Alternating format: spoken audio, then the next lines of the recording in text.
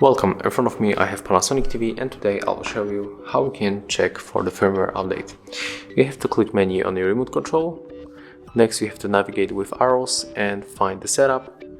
Go on the right arrow and find the system menu. Click OK to enter.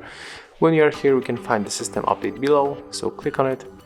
As you can see we can pick the auto update, but we can also search right now, so just pick the last option, click OK. Right now we have to wait.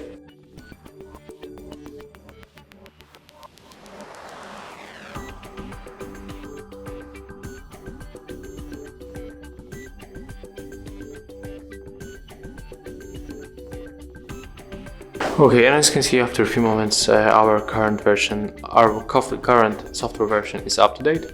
And when you take a look on the searching for the new software, it's ready, so it means that it's finished. So currently I cannot update the software for this TV.